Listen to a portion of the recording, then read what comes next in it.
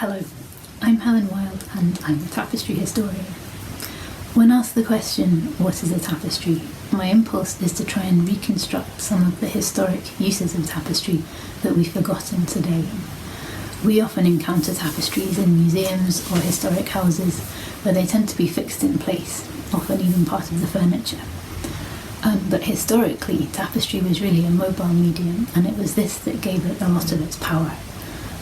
They were able to define a space, a date, or even a person. What they really did was define presence. As early as the 8th century, we find records in the churches of Rome of narrative hangings, and these weren't hung all the time. They were only displayed on particular feast days. According to medieval theologians, the rich textiles that decorated the church had very specific symbolic meanings. They reflected the glory of God and the fact that glory comes from the inside alone. They were also sometimes compared to the virtues that should adorn a Christian soul. The narratives in religious hangings often had a very specific relationship to the place they were made for as well. So in the case of choir hangings, which would be hung in the space around the altar, when those tapestries were hung on that saint's day, the narratives would be activated by the sermon that was spoken on that day. So the tapestries weren't a backdrop to the ritual, they were actually part of the ritual.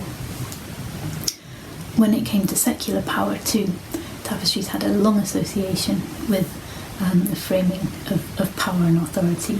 In the medieval period, tapestries became the most public expression of princely power, and again their mobility was very important for this, because this was an age when monarchs were constantly travelling around and appearing publicly. When a monarch would sit in state, it would be under a throne canopy within a room that was then hung with figurative tapestries, so the whole would work in concert.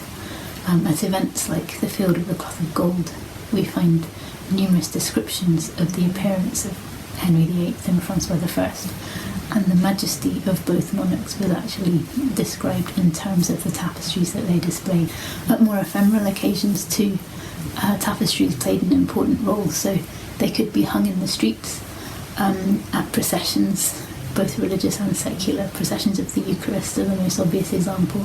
Tapestries were also hung in the streets to welcome important visitors to a city or for coronations, again being used to transform the space for this occasion. Although many of these ritual uses of tapestries have ceased to exist, their memory, I think, exists within the medium. There's still a kind of historic memory that tapestry had these functions, and it's actually in commissions for public spaces like St Catherine's that we can find this expressed most clearly today. The Great Hall, where the tapestries are hung, was actually an ancient form. It can be traced back to the early medieval period, and in inventories and descriptions of medieval castles, it's often in the hall where the most spectacular tapestries were hung, and that reflects the symbolic importance of the hall as a site for the enactment of power, but also of communal identity.